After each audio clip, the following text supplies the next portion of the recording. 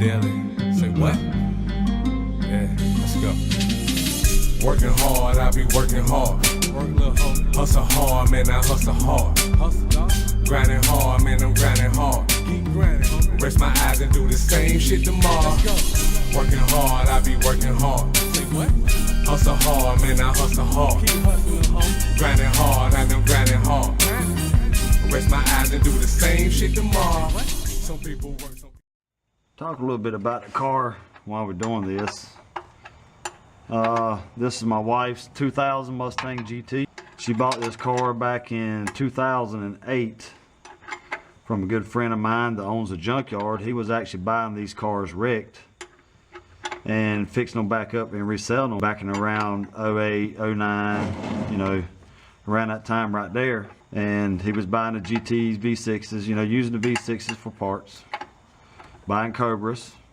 He had a sweet Cobra. It only had 20,000 miles on it. Man, that thing was super nice. And he put it back together, which the cars didn't have major damage. This car just got a little bit of structural damage on the front right apron. The car's perfectly fine. Everything works on the car. AC works fine. Car drives good. It's 5-speed. Nothing's been done. It's still just a stock 4.62 valve. Good daily driver if you want it to be, but the car, we don't ever really ever drive the car that much. So she just sits in the shop. Like I said, she bought the car in 08. It had 50, I think it had 53,000 miles on it, is all it had. And right now the car's got 89,000 miles on it. So that'll tell you how much the car's been drove in 10 years. But what we want to do, we just want to get her serviced and get it ready for Mustang week. Like I said, I'm not going to be able to make the whole week this year. We're just going to go down and spend the weekend. At least I'll be able to make the show. So that's what I'm doing, getting her prepped and ready. And once this oil right here gets drained out, we'll move up here and get the oil filter off the car. All right, let's see if we can get this oil filter off without making a mess. I don't have to do a whole lot to the car to get it prepped. I'm just doing the basic stuff. They're checking the fluids. I did forget to get a fuel filter today, so I'll pick one of those up one day this week when I get off work. So I just know that I'm gonna make a mess here with this oil, because I always do.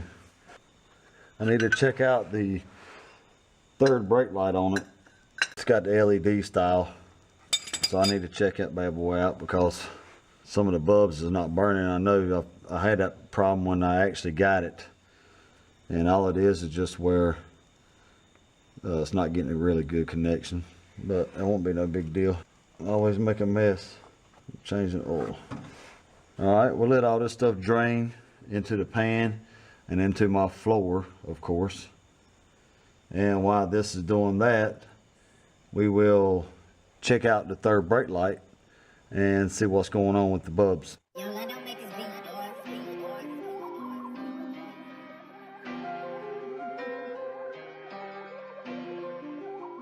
Just go in there and move the little wires that you had to plug into the factory pigtail. That's checked off the list. So now we can go take our little makeshift wedge out of our brake pedal. It's an easy fix. All you have to do is just kind of play with your factory pigtails that plugs into those LEDs. So the oil's still draining. While the oil's draining, look in the car here, and I'm going to show you guys the shifter that I'm talking about.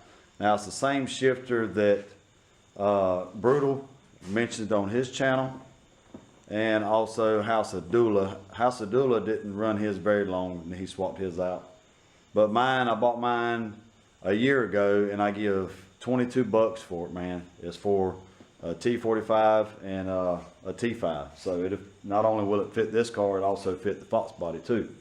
So I give 22 bucks for it, and I bought it on eBay.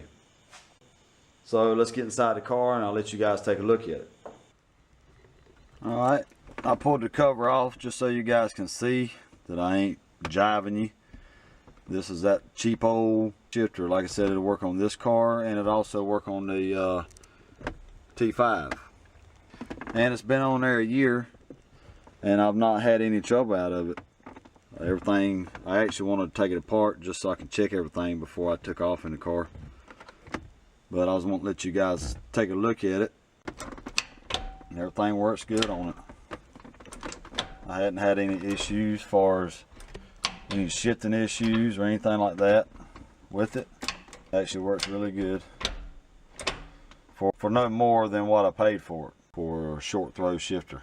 You can't go wrong with that. But I was wanting to take that off so you guys can see that's what I'm running. I'm not running no Hurst or anything like that, nothing fancy in this car. I got that shifter last year when I come back from Mustang Week. I saw it on eBay. I mean, everything, the quality really don't look that bad. I've not had any issues with it. So we'll keep running it and hopefully it'll last the longevity of the car.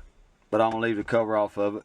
I'm gonna just go over all the bolts and make sure everything's, you know, nice and tight before I make my journey. Back in the car.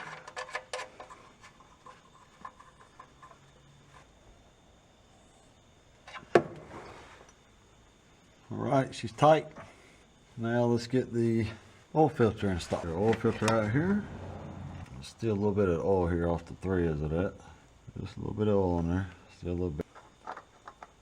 Of course, you just want to hand tighten it. Alright.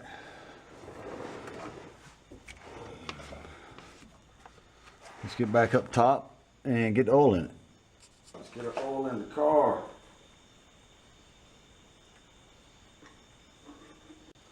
Guys, I have to say I can't wait for Mustang Week, man. I look forward to it every year.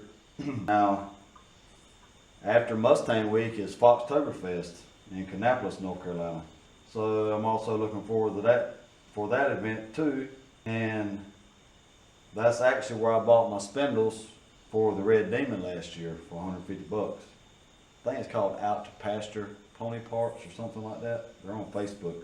But he was down there selling used parts. I actually contacted him the day before because I noticed that he was going to be there, and I asked him if he would bring them with him, and he did, and it was the only pair he had, and he said that everybody would stop asking to buy them, but he kept telling them they were already sold. Alright, we got our 5 quarts in there, synthetic, nothing but the best for the monster, you know it. I'm not going to fire it up, it's too late tonight to fire it up, I'll wait till tomorrow. Our oil filter's not going to leak. And it looks like she might just be a little touch low in water. Everything looks good. I'll check the air in the spare tire. Check that, and I'll take and get a few tools together to take with me. You never know. It's really a good car, man. I know, guys, it's only a 2-valve, 4.6, but hey, she's still a Mustang, man. She'll spin the tires. There we go. We got the oil changed. Alright guys, got the monster serviced. You know, the car just bone stock, just some bolt on stuff. Cold air kit, still got the factory manifolds on it. It's got the BBKX pipe with the 2-chamber flow masters. Got the drilled and slotted rotors. I put the drilled and slotted rotors on it last year when we got back from Mustang Week. Put those on there, and it's got the red line tuner hood strut. And I actually had to replace the hood latch. I think I got the hood latch right there through Rock Auto. The other one, somehow or another, the other one got jacked up, but I had to replace that last year too when I come back from Mustang Week. I spent a little bit of money on it last year when I come back. Like I said, you know, you get the upgrade bug, or the mod bug, I should say, when you go to car shows and stuff like that. So when I got back last year, I started putting a little bit of money in the car. Like I said, the cold air kit's been on there. I've got that cold air kit from American Muscle. It's been on there for a long time. So has the exhaust. The exhaust has been on the car. Car's been lowered. Got the sequence tail lights. I give 50 bucks for those sequence tail lights. I don't know how many years ago I got them for the wife for Christmas one year. Of course, we have our Cobra style delete right here in the front, and that's pretty much it on the monster, man. She's, like I said, she's nothing really fancy. Now the car did used to be black, Painted the car, door jambs and all. Did door jambs and all, as you can see. And we've already got the aux beam LED headlights in it. And I also put new fog lights in it last year when I come back from Mustang Week. I didn't actually realize how bad the fog lights were on this car. And it also has LEDs in those also. And as you can see, it's got the Mach 1 chin spoiler. And don't pay any attention to the bugs. She's got to have a bath. And I got those rims. I probably didn't mention it. I'm not sure if I did or not, but I also got those rims off of SVT probably about a year or so after we got the car from him. But she's a good car, man. She runs good.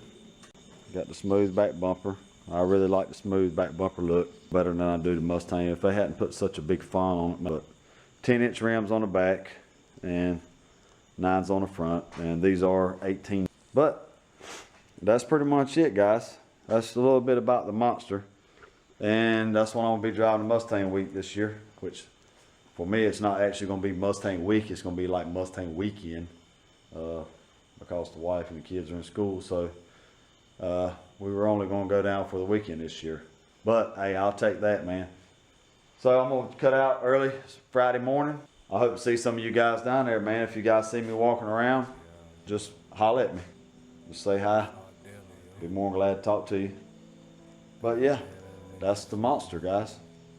She's got fresh oil in her, a fresh oil filter. I'll pick up the fuel filter. So, hope you guys enjoyed this. I know it wasn't super in depth. I just want to give you guys a kind of a look into the 2000 GT, aka the Monster. Oh yeah, forgot to mention, I did replace the radiator in this thing last year, actually right before we left. I think the day before I went ahead and replaced it. So that's all I got for you. Keep an eye out for my next video. Hopefully I'll get one shot before I go down. If not, I'll most definitely make sure I shoot some video while I'm down there. So thanks for watching, and I'll see you in the next video.